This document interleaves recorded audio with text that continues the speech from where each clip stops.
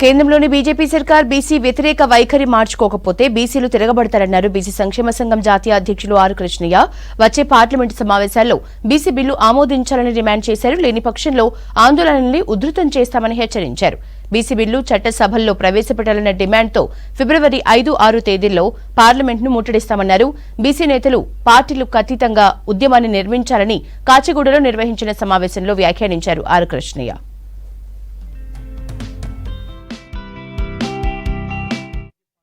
75 ఏళ్ల నుంచి బీసీలకు ఎలాంటి హక్కులు లేవు. మానవ హక్కులు లేవు, రాజ్యాంగబద్ధమైన హక్కులు లేవు, పిల్లలకు ఉద్యోగాలు లేవు, పెద్దోళ్లకు లోన్లు ఇవ్వడం లేదు. ఈ దేశంలో 45 లక్షల కోట్ల బడ్జెట్ ఉంటే మనిషికి 10 లక్షలు, బీసీ ప్రతి కుటుంబానికి 10 లక్షల రూపాయలు ఇవ్వాలని చెప్పి నేను డిమాండ్ చేస్తున్నా. వీళ్ళు 10 లక్షలు ఇవన్నీ చేస్తున్నారు.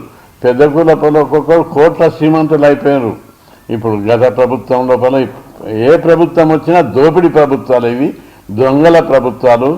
అందుకే పార్లమెంటు మీద ముట్టడి చేసి ఎక్కడైతే దోపిడీ ఉందో, అసమానతలు ఉన్నాయో, ఆర్థిక అసమానతలు, రాజకీయ అసమానతలు, రాజకీయంగా అణచిపెట్టడం పేద కులాలను, ఆ దేశాల లోపల విప్లవాలు వచ్చినాయి.